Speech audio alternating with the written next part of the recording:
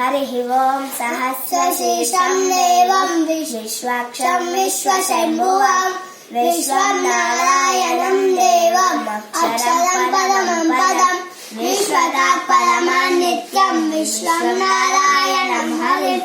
विश्वमेवेदं पुरुषस्ताद् विश्वमुपजीवते पतिं विश्वस्यात्मेश्वरं शाश्वतं शिवमच्युतं नारायणं महाज्ञेयं विश्वात्मानं परायणं नारायणं परज्योतिः परब्रह्म तत्त्वं नारायणः परः यच्चकिञ्चित् जगत् सर्वं दृश्यते श्रूयतेऽपि वा अन्तर्बहिः च तत्सर्वं व्याप्य नारायणः स्थितः अनन्तमव्ययं कविं समुद्रेन्दं विश्वशम्भुवं पद्मकोशाप्रतीकाशं हृदयं च व्यदोमुखम् अजोनिष्ट्यापि तस्यान्ते नाभ्यामुपतिष्ठते ज्वालामालकुलं भाति विश्वस्यायतनं महत्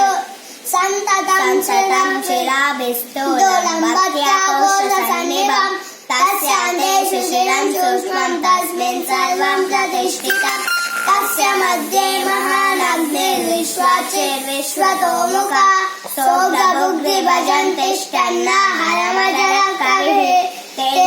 तेजगुरुमदशायि स्मयस्तस्य सन्तता सन्तापयति सन्देहानापादतलमस्तकः तस्य मध्ये महिषिका नियोगव्यवस्थितः नीलतोयमध्यस्तात् विद्युल्लेखेव भास्वरः निर्वाणशोकवर्तन्ने पीताभासच्चदोपमा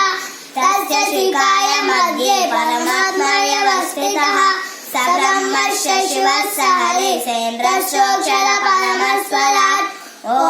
सहनाववतु सहनौ भुनक्तु सह वीर्यं करवावहै तेजस्विनामधीतमस्तु मा विद्विषावहै ॐ शान्ति शान्ति शान्तिः हरि ओं तत्सस्तु हरिः ओं तत्